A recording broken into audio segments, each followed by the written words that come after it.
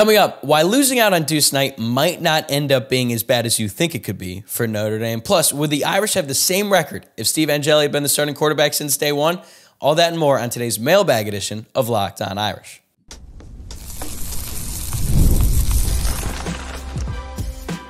You are Locked On Irish, your daily podcast on the Notre Dame Fighting Irish.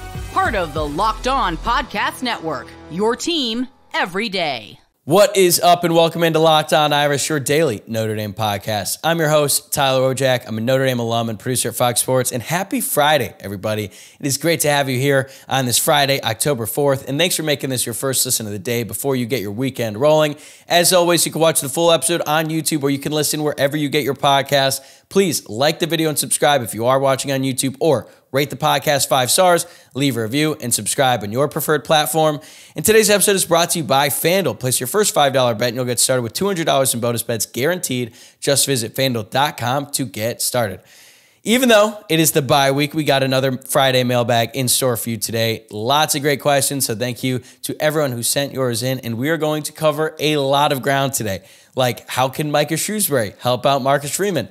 What's gone wrong for Jaylen Sneed and Riley Mills? Which players have exceeded my expectations? But we begin with the biggest story of the bye week, and that is 5-star quarterback Deuce Knight finally announcing his flip from Notre Dame to Auburn. I think the flip originally happened a month, maybe 2 months ago, and Notre Dame was just kind of being strung along this whole time, but now it's official, and now we can stop pretending like Deuce Knight is going to be a part of Notre Dame's 2025 recruiting class. So our first question here comes from Matthew Dow. How big of a loss is Deuce Knight? And to be honest, it's impossible for me to say. It's impossible for anyone to say because he is a high school quarterback and there is no way to definitively know whether or not a high school quarterback is going to translate from the high school level to the college level. You could say that about any recruit, but specifically quarterbacks. And I mentioned it in my instant reaction video that top 5 quarterbacks fail or they bust at the same rate that first-round picks in the NFL do at quarterback. But I didn't really explain my work, so that's what I want to do here today. I will say this about Deuce Knight. He has elite tools, and there are very few quarterbacks who are built like him physically. He's borderline 6'5". He's over 200 pounds. He runs like a 4.4 40, has a 42-inch vertical. And if he decided to come to Notre Dame, I think that they would have used him in run packages as early as next year.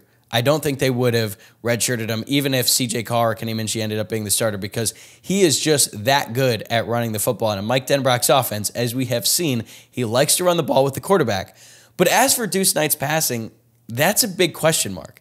When Notre Dame first started recruiting Deuce Knight, he was a borderline top 150 player. His passing was still very raw, but to his credit, over the past year, he has made significant strides throwing the football. He started working out for Quarterback Country, which is one of the best quarterback trainers down there in the South. He has significantly improved. He went to the Elite 11 camp and really was about as good as every other quarterback there throwing the ball.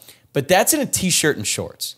Like, Riley Leonard won the Air It Out Challenge at the Manning Passing Academy this past summer. Has Riley Leonard been airing it out this year? No. Okay? So I don't really want to put too much stock in that because I still think that Deuce Knight, despite the fact that he's super athletic and physically gifted, like, I'm not just going to say that his passing is going to translate to the next level. It's still a red flag. And as I said, when you really look at the data, there's a lot of top 5 quarterbacks who at one point were considered to be, you know, the next great hope for so many different college programs around the country who ended up flaming out. So what we're going to do today is I'm going to go through the top 5 quarterbacks for each class over the past 5 years according to the 24/7 Sports Composite. We're going to start with 2023. Even though these guys are pretty young, I actually think we have a pretty good read on the top 5 quarterbacks in this class. So it's too early to say for certain, but I think Arch Manning and Nico Iamaleava are going to be hits. Arch at Texas, Nico at Tennessee. They have played already this year. They look great. Dante Moore was the 3rd quarterback in that class, TBD, although he already transferred from the school that he finally committed to and actually signed on the dotted line, UCLA. So he played terribly his freshman year for the Bruins, and now he's backing up Dillon Gabriel at Oregon. Speaking of Dillon Gabriel, Oklahoma let Dillon Gabriel walk because they signed Jackson Arnold in the class of 2023, 5-star quarterback. They let Gabriel walk, let Arnold play, and he has already been benched, and we're not even halfway through the season. And he got benched for a true freshman quarterback, and it doesn't look like Hawkins, their new quarterback, is going to give up that job anytime soon. So right now, Jackson Arnold looks like a bust. And you know who else is a bust from this class that I feel very confident saying? Malachi Nelson, who was originally committed to USC, transferred to Boise State after his freshman year, and then he's not even starting at Boise State.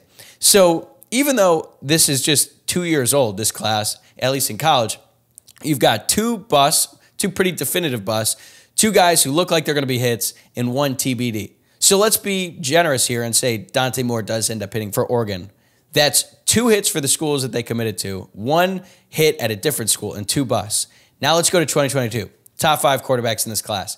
Cade Klubnik at Clemson, Connor Wigman at Texas A&M, Ty Simpson at Alabama, Drew Aller at Penn State, Walker Howard, who was originally committed to LSU, who has since transferred to Ole Miss. So Cade Klubnik and Drew Aller are decent college quarterbacks at the schools who they committed to out of high school. I think that they both have some talent, but they both have made some bad mistakes, and it just has not really come together for either of them. Although they are starting for pretty good teams. Like, I don't want to consider them a bust, but they're not necessarily the all-world talent that we thought they could be at one point in time. Connor Wigman has been hurt a lot, so it's hard to really say if he's going to be a bust, but he certainly has not lived up to the hype at this point, and he's in his 3rd year with the team. Ty Simpson at Alabama, he hasn't done anything of note. He's been the backup this entire time. He had a chance to beat out Jalen Milroe last year, came in that South Florida game, could have won the job, didn't do it, so he's in his 3rd year as the backup. And then Walker Howard, as I mentioned, transferred from LSU to Ole Miss. He has barely played. So what do we say about this group? Are we going to call Cade Klubnik and Drew Aller hits?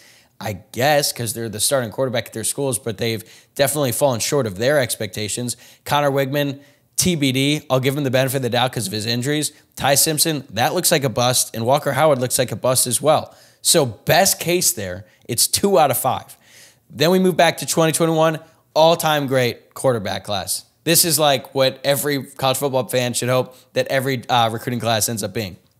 Quinn Ewers was the top-ranked guy, although he was committed to Ohio State, then transferred to Texas. Caleb Williams was committed to Oklahoma, then transferred to USC. Sam Heward was committed to Washington. He then transferred to Cal Poly, and then he's now at Utah. Brock Vandegrift was originally committed to Georgia. Now he's at Kentucky. And J.J. McCarthy, the quarterback at Michigan, won them a national championship. So Quinn Ewers was a hit at a different school. Caleb Williams was a hit at a different school. Sam Heward was a bust. Brock Vandegrift was a bust at Georgia. He's okay at best at Kentucky. And J.J. McCarthy, definitive hit, as much as that pains me to say. Great class, 3 hits, 2 busts. Only one of those hit at the same school who they committed to out of high school. 2020, really interesting class. Bryce Young, think we could say he was a hit. DJ Uiagalelei looked like a hit. Now he's one of the worst quarterbacks in the Power 4. He's already transferred to 2 different schools. CJ Stroud, a hit at Ohio State. Hudson Card, bust at Texas, bust at Purdue. And then Jaquindon Jackson. So we're going to go with 2 definitive busts in Hudson Card and Jaquindon Jackson. DJ Uiagalelei kind of had something going for Oregon State last year, but considering he transferred to 2 different schools, we're going to call him a bust as well. So 2 huge hits, though. Bryce Young, CJ Stroud, no denying that. We're going to go back to 2019, okay? Spencer Rattler, Bo Nix, Jane Daniels, Ryan Helinski, Graham Mertz. Very interesting class because every single one of these guys ended up transferring from their original school, but you also have 2 first-round picks out of this group. Nix and Daniels were first-round draft picks, although you could say that for Bo Nix and Jane Daniels, like they didn't play up to their potential until their senior year. That's a long time. They were not very good at the start of their career. They were very inconsistent. Credit to them. They figured it out, but it's not a hit for Arizona State with Jane Daniels, and it's not a hit for Auburn with Bo Nix. So it's kind of hard to classify these guys. Ryan Helinski, Graham Mertz, they were terrible. Spencer Rattler ended up being pretty good at South Carolina. So what does the data tell us? I just gave you 25 top 5 quarterback recruits in the past 5 years. 5 of them were great at the school that they committed to. And 2 of these 5 are projections. Like I'm calling Arch Manning great and Nico Iamaleava great at the schools they committed to. Like both of those guys could end up flaming out. They could end up transferring. I don't think that's going to happen. So we're going to just count them into this group. That's 5. There are 4 quarterbacks who were great somewhere else. Quinn Ewers, Caleb Williams, Bo Nix, and Jane Daniels. 3 of these guys were average at the same school. Cade Klubnik, Connor Wigman, Drew Aller. Then you've got 13 quarterbacks who are either busts at the school that they committed to and transferred, or they transferred and were just okay to above average somewhere else. So 20% were great at the schools they committed to, 16% were great somewhere else, 12% were just average or okay at the school that they signed with. But the majority, 52%, were complete busts or they went somewhere else and they were just okay. That's just looking at the top 5 quarterbacks in each class. When you expand this out to 10, which I did, I ran the numbers, the bust rate is closer to 70%. So could Deuce be a part of that 20% that were great at the schools that they signed with? Absolutely. And if he is, that would really sting for Notre Dame. It is certainly a possibility that Deuce Knight ends up being great at Auburn or somewhere else. But history tells us that even if he had committed to Notre Dame, it's probably not going to pan out. But does that mean you should stop recruiting the top quarterbacks every year? No, you have to do that. You have to do that every single year. You have to sign a top 5 quarterback every single year to improve your odds. So that way, when those 20%, when you do get that guy, they hit, you won. But when you miss out on a guy, which happens all the time, it doesn't set you back years. And unfortunately, that's happened to Notre Dame a lot in the recent years. So now they are trying to come up from behind. That's why they've tried to add so many guys in the transfer portal. But that is why losing out on Deuce Knight is a big loss. It's because you're just making your odds worse. If CJ Carr ends up defying the odds and he ends up being great, then the Deuce Knight thing doesn't even matter because he would have transferred anyway because top 5 quarterbacks don't want to sit around and wait.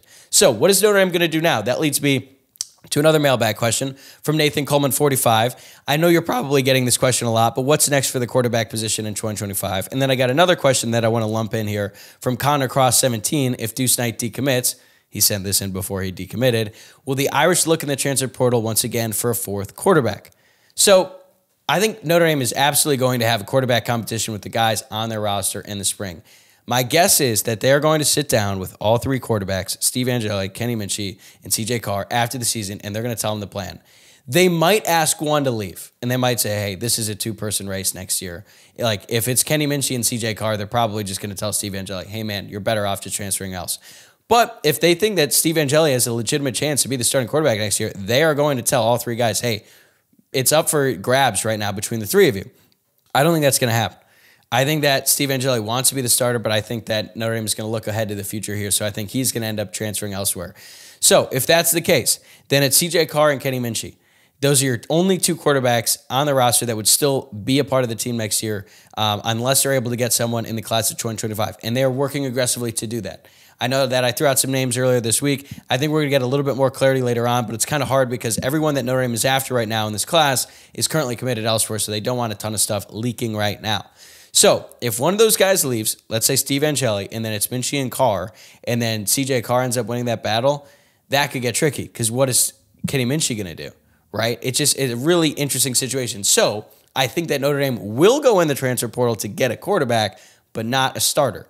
And those are difficult to find because who wants to transfer to a school and then just back up? So I think they'd have to look maybe at the FCS level, maybe group of 5, some really bad team who find a quarterback who's like a veteran, who's pretty good, and then kind of wants to end their career riding the bench at Notre Dame. Maybe they get a chance to get some action out there. I don't know. It's going to be tough to find, but they're going to need bodies in that room because 1 injury, 2 injuries away from it becoming a really dire situation. Ultimately, I think it's going to be a competition between CJ Carr and Kenny Minchey. Steve Angeli is probably going to leave after this year, but Steve Angeli is pretty aware, from my understanding, he just wants to start for 1 year. And if he's the best quarterback next year for Notre Dame, they're going to start him. It doesn't matter what the future is like with Kenny Minchey or CJ Carr. They're going to put the best quarterback out there because that's what they have done ever since Marcus Freeman took over. They are going to go out there and go with the quarterback who they think is best. If they think they're better off going in the transfer portal, they're going to get it. Next year, they're not going to do that. It's going to be one of the 3 guys that is currently in this room. And we're just going to see what happens with the young guys. I think a Kenny Minchey, CJ Carr quarterback battle would be awesome. A lot of people think it's going to be CJ Carr. It very well could be, but do not count out Kenny Minchey. I think he's got a ton of talent, and it would not shock me at all if Kenny Minchey were the starting quarterback for Notre Dame next year when they open up against Texas A&M. All right, that's all the Deuce Knight future quarterback recruiting talk for today. Coming up next, we're going to turn the focus back to this season that's actually going on, and I'm going to tell you why the Navy game scares the hell out of me. Today's episode is brought to you by FanDuel. Hey, NFL fans, you can start the season with a big return on America's #1 sportsbook. So when you get a hunch in the middle of the game, you can check out the latest stats, view live play-by-play, and so much more on the same page where you place your bets. And you'll get started with $200 in bonus bets guaranteed when you place your first $5 bet. All right, so I've been giving out NFL winners this week. I did give out the Buccaneers +1.5, although I think that line ended up moving to +2.5. Although I'm going to be honest with you, I'm recording this as that game is going on. So I don't know if that ended up being a winner. But don't worry, I got 2 more winners coming your way. I'm going to take Rams +3 at home on Sunday. And I'm also going to go with the Jaguars -2.5 against the Colts. I know that the Jaguars are terrible, but eventually they're going to win one, right? They're at home. They're playing against a really, really bad team in the Colts. I think they win. I think they cover that -2.5. And I'm going to take the Rams as a home underdog, even though they're going to be playing the Packers. There's going to be a ton of Packers fans at SoFi. I still think they're going to get it done. I love Matthew Stafford. I love Sean McVay. I think they're going to pull off the upset at home. And for more, just visit FanDuel.com today. All right, that was a pretty long-winded response in the open, so I'm going to move a little bit quicker on these next few. At Bob Feeney, besides USC, what games are you most concerned about? It's Navy. It's really not even close for me because the midshipmen are 4-0 right now. They're likely going to be 6-0 when they face Notre Dame. And if things go to plan for Notre Dame, they're going to be 6-1 coming off a win against Georgia Tech. I think Georgia Tech is a tough team. I think that we overrated them a lot when they snuck by Florida State at the beginning of the season because we all thought that Florida State was a top 10 team. Wrong. So I don't think Georgia Tech is as good as I thought they were a few weeks ago, but still, that game is going to be played in Atlanta. There's going to be a ton of Georgia Tech fans in the crowd, and one thing that Brent Key has been really good at doing is playing spoilers. So he's going to have his team ready to go for that one. I think Notre Dame wins, but that's a pretty tough win. So then they'd be coming off a pretty tough win, and then they'd have to play Navy. And what is the one thing that Notre Dame has really, really struggled with over the past few years under Marcus Freeman? Handling success. So if they're 6-1 coming off a tough win, the Navy game is a perfect trap game. Plus, the game is going to be at noon at MetLife Stadium. I just don't think there's going to be a ton of juice around this game, and Navy can actually throw the ball this year. I'm serious. It's a real threat. Their quarterback has 637 passing yards on the season. Riley Leonard has 750 in 5 games. Like, they actually throw the ball. And I'm not saying that they're going to beat Notre Dame through the air going up against Notre Dame's secondary, but when they start to crowd the box and they're selling out to stop the option, and then that Navy quarterback, Horvath, just drops back and throws it, that's how Notre Dame can get beaten. Preparing for the triple option is never easy, especially when you're down your top 2 edge rushers in Jordan Botelho and Boubacar Traore. And Notre Dame has a bunch of young linebackers. Like, everything about this Navy game scares me. Yes, Notre Dame should beat Navy every single year, but this Navy team is good. They improved so much from last year when Notre Dame just shellacked them in the season opener. So I'm nervous about that one, and has a bad game written all over it. And even if they win that one, they got to play another triple option team later in the year, Army at Yankee Stadium. Pretty much everything I just said applies to them too because they're also undefeated. I don't know if they'll be undefeated when they play Notre Dame, but I hate playing the triple option. And I understand that Notre Dame has had a lot of success going up against the triple option in recent years, but this Navy team, this Army team, they're different. They're at neutral sites. Those could be trap games for Notre Dame. Also not going to overlook Stanford either. I know that they just got smoked by Clemson, but Stanford came into Notre Dame Stadium a couple years ago and beat the Irish. So I'm a little bit worried about that, but Navy and Army, keep an eye out for them. Next one, Pete McKeon 3. Would Notre Dame be undefeated if they started Steve Angeli from the beginning of the season? Pete says he thinks Notre Dame would beat Northern Illinois, but possibly lose to Texas A&M. I think that is an astute observation, Pete. I agree 100%. I don't think Steve Angeli wins that game against Texas A&M because I don't think Angeli would have been able to avoid the pressure like Riley Leonard did. If you go back and rewatch that game, like all the talk going into it, Texas A&M's great defensive line going up against Notre Dame's young and inexperienced offensive line. They technically didn't give up a sack in that game, but they gave up a lot of pressures, and Riley Leonard was so good at avoiding sacks in that game, and he created some plays. Riley Leonard came up big for Notre Dame in the second half, despite the fact that he was missing some throws early on in that game.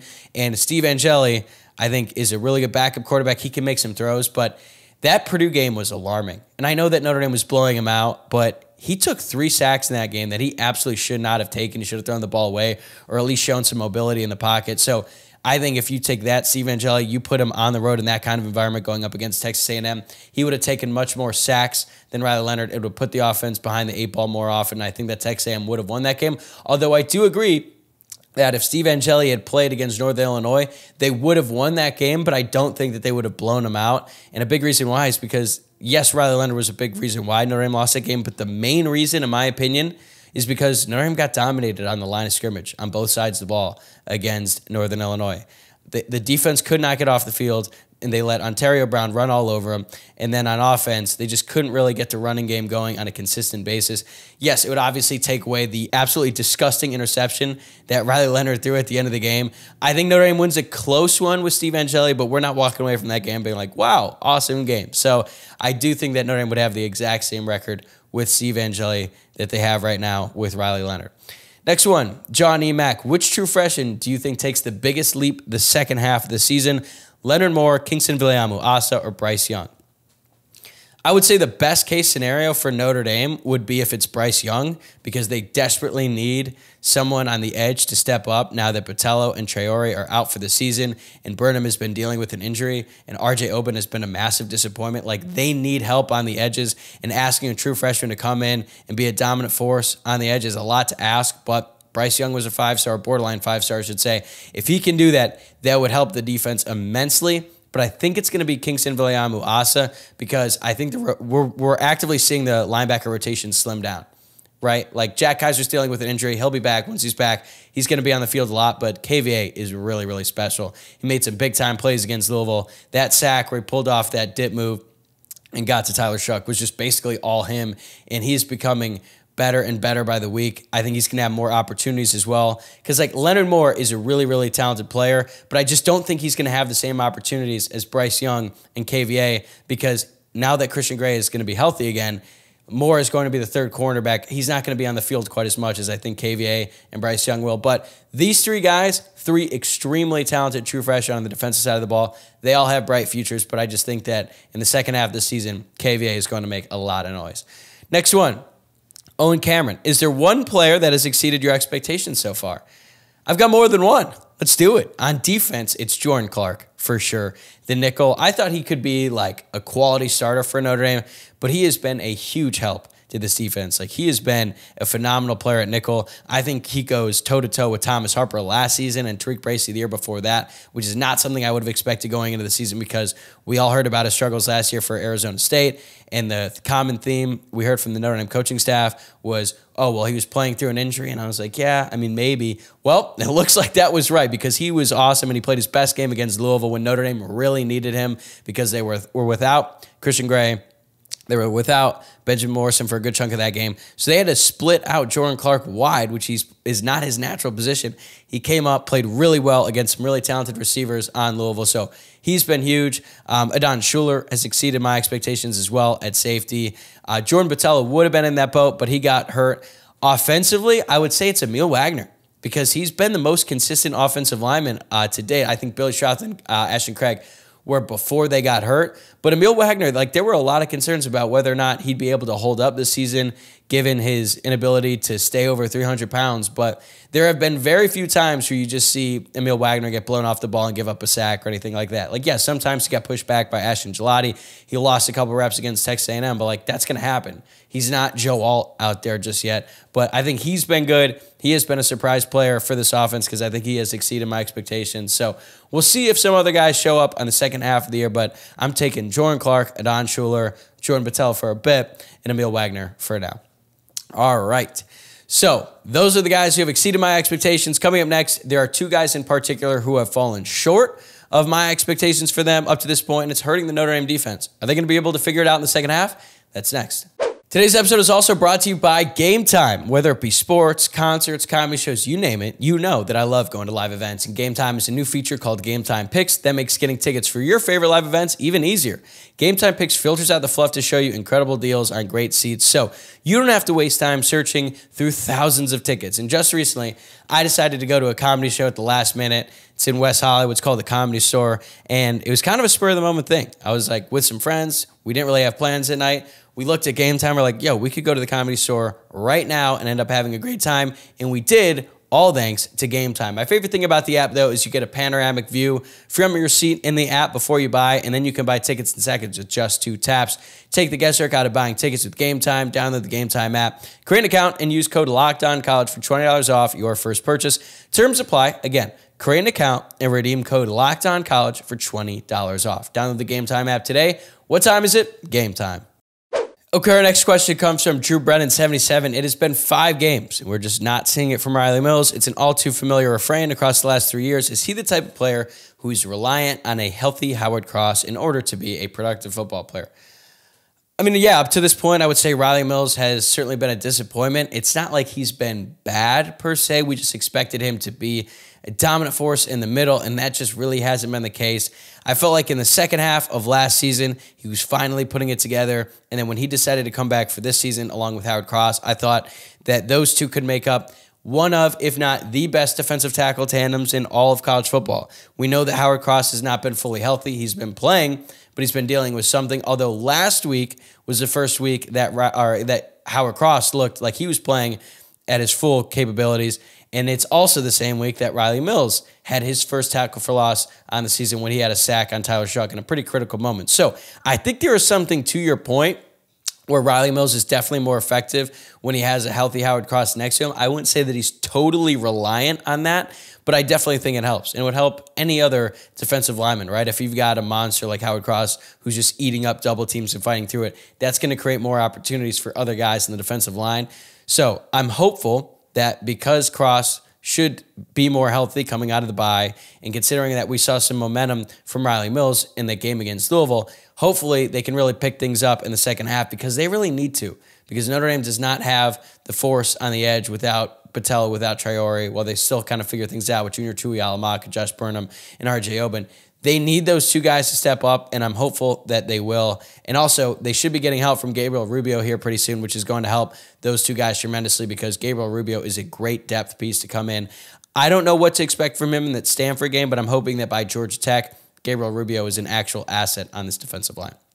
Okay, Brendan Corey wants to know, heard Jaylen Sneed dipped out before the alma mater. Anything going on there? So I was at the game, but I did not see Jaylen Sneed run off the field. But the first mention I saw of this happening was from Matt Freeman from Irish Sports Daily. He claimed to have witnessed it firsthand and that Sneed was visibly upset. It's also been brought up on other sites as well by this point in time. And look, Jaylen Sneed played just 12 snaps against Louisville, his lowest on the season by far. And this is in the same game that Notre Dame's best linebacker, Jack Kaiser, missed the majority of the game while he was dealing with an injury. He only played 16 snaps. So you got Drake Bowen, Kingston Biliamuasa, and Jane Osbury taking the bulk of the snaps against a very high-powered offense in a game that Notre Dame absolutely had to win. So in games like that, the coaching staff is going to run out there with the guys that they trust the most. And every single one of those guys that I just mentioned, Bowen, KVA, and Osbury, they're all younger than Jaylen Sneed. So I think we all had really high expectations for Sneed going into the season because he had a great spring. It felt like he was finally figuring it out. He was going to become a more consistent player. And up to this point, he just really hasn't been. Like, he's made some plays. Don't get me wrong. Like, that play he made near the goal line against Texas A&M was really impressive. And he has shown bursts where you're like, whoa, like that's the Jaylen Sneed. That's the 5-star prospect that Notre Dame thought they were getting out of high school. But then he just has loud misses. And it creates big lanes for the opposing team. So I think he doesn't have a ton, or the coaching staff doesn't have a ton of trust in him, and that's why they're playing these younger guys. And if he's getting beaten out by younger guys, then, you know, that's not great for his future. I still think he could have a role on this defense. If he plays like 20 snaps a game and he starts coming in off the edge in obvious passing situations, like that's what he's best at. I still think he could be an impact player, but I think long-term, he's definitely a candidate to enter the transfer portal after the season, unless he has a big second half, which absolutely could happen. But it's been a rough start for him, a rough game. And I know that Marcus Freeman, once he finds out about Sneed ditching for the alma mater, that's a big no-no. It's a big no-no. That's all I'm going to say about that. All right, next one, Chase Keller, 54. Which Notre Dame player do you think will be selected first in the 2025 NFL Draft? Benjamin Morrison. Easy. Like, I know he hasn't been quite as dominant this year as people were hoping for. He's still an elite cornerback. He's been dealing with some injuries too, so I am hoping that after this bye, he returns to form, but he just has all the metrics you want for an NFL corner. I think he's going to be first round. He could play his way into the top 15 potentially. But Xavier Watts, man, he's been climbing up draft boards as well. He came back to kind of round out his game as a safety, and I think he has done that so far. Like, not only is he in the right place at the right time getting interceptions, but he's also become a much, much better tackler. So that's going to bode well for him. He doesn't necessarily have the elite size that they're probably looking for in a first-round draft pick, but I think that Xavier Watts could go off the board pretty soon. If Riley Mills turns it on, he could get drafted higher because he's going to dominate all the combine stuff. Like, he's on Bruce Feldman's Freaks list every single year, so he's going to kill it at the pro day, the combine, all that stuff, but he needs to play better on a more consistent basis to move up the draft boards. Howard Cross, he's probably a third or fourth round pick at best, just given his lack of size, specifically height. And Mitchell Evans, a tight end, was a guy I thought could get drafted much higher, but he has had a slow start to the season, so unless he goes berserk after the bye, I don't really see him being a top draft pick this year either. So it's going to be Benjamin Morrison, maybe Xavier Watts. All right, Sean Foley. If Peacock were to make a Here Come the Irish episode in the first month of the season, what feature do you think a podcast host VO would make? Here's to hoping it's not, quote, "Welp, it's pretty simple. The season is over," from after the NIU loss. This is a funny question. So if you don't know, Sean is referring to the Peacock documentary, Here Come the Irish. They used a quote of mine on the show, and then in the subtitles, instead of giving my name or like Locked On Irish Host, they just said podcast host VO. So yeah, unfortunately, Sean, I think that is the line that they would use. And I probably was a little bit dramatic in that sense because technically the season did not end. Notre Dame is still alive in the playoff hunt. But my whole point then, and I still feel this way, is that because they tripped up one more time, they're probably going to trip up one more time. So it kind of felt like the beginning of the end. And I'm not sure who Notre Dame is going to lose to, but they just have not played well enough on a consistent basis for me to believe that they're just going to run the table here, even though the schedule is pretty weak. I already mentioned Navy, Army, USC is going to be a really tough game as well. So I think they'll probably end up finishing 10-2 on the year and just miss the playoffs. But if they were doing it on the first month of the season, yeah, I mean, it's pretty simple. The season is over line. It was, it hit hard. Let's put it that way. And that's just how I was feeling at the moment. So, hey, if they turn things around, I'll hopefully provide some more lines that make the cut on the documentary that are a little bit more optimistic than that one. All right, last one here, and we got two questions here, basically asking the same thing. Pete McKeon's got another one. Is it time to turn the football program over to Micah Recruitsberry? And Luke Smith submitted a question. Can Marcus Freeman take any lessons from the unwavering Micah Shrewsbury amidst his torrid pace on the recruiting trail? I'll hang up and listen. It's a great question. Micah Shrewsbury has been on fire on the recruiting trail lately, and I had an episode yesterday with Tom Noy, men's basketball beat writer, just breaking down how impressive it is, how unprecedented this run is for Notre Dame men's basketball. What Micah Shrewsbury is building for the Notre Dame men's basketball program is just so exciting. It's going to be a long way to go still. They're going to be probably pretty bad this year, maybe 500. Maybe they'll be competing for a spot in the bubble in the NCAA tournament, but there's still a lot more growing pains to go through with that team. But Jaylen Sneed is the lone five-star to sign with the Irish under Marcus Freeman, and he's been around. This is his third year as head coach. Micah Shrewsbury has not even started his second year, and he already has one five-star commit. Now, Harrelson has to Stein. I don't want to get too far ahead of myself, but you get my point. Who would have expected that? That Notre Dame men's basketball would be signing the same amount of five-star recruits as their football program is under Marcus Freeman. Not a good sign. But no, I don't think they should turn the football program over to Shrewsbury, although I do think that maybe Shrewsbury could help out Freeman a little bit and they could just talk about their pitch, because the fact that, Notre Dame was able to get Harrelson is a big deal. Now, granted, Harrelson is from 40 minutes away from campus, so that certainly helps, and there's not as many elite football players who are 40 minutes away from South Bend. But I love Micah Shrewsbury, man, and I really, really want Marcus Freeman to succeed, but there's just too many times with him where I'm like, what is going on? Like, I really think we're going to look back on that 62-yard field goal attempt at the end of the NIU game and be like, was that the dumbest thing that's ever happened on the Notre Dame football field? And I don't think Marcus Freeman is a dumb person, but that was a dumb thing to do. So I don't know, man. I hope that Marcus Freeman can bounce back and get a top quarterback in this class. It's going to be tough, now that Notre Dame lost Deuce Knight. But again, like, when you talk about recruiting and you talk about quarterbacks, my whole point is, like, you never really know. Just try to get as many as you can. Hope one of them works out. And for Notre Dame, they just got to hope that CJ Carr or Kenny Minchie works out. If they do that, we won't really be talking about Deuce Knight that much anymore unless he ends up becoming like the second coming of Cam Newton at Auburn. But We will cross that bridge at a later date. That is going to do it for this episode, though. Thanks again for making Locked On Irish first listen of the day. Quick programming note, I will not have a new episode up this coming Monday because Notre Dame doesn't play a game this weekend, and I am going to be at a wedding in Utah. Actually, a Notre Dame wedding. Shout out to the Durkins. I'm going to be back on Tuesday, though, with Luke Smith. And from there, it's going to be your regularly scheduled programming, new episode out every single weekday as we get ready for the matchup between the Irish and the Stanford Cardinal. Please subscribe on YouTube or wherever you're listening to the podcast. And have a great weekend, everybody. I'll see you next week.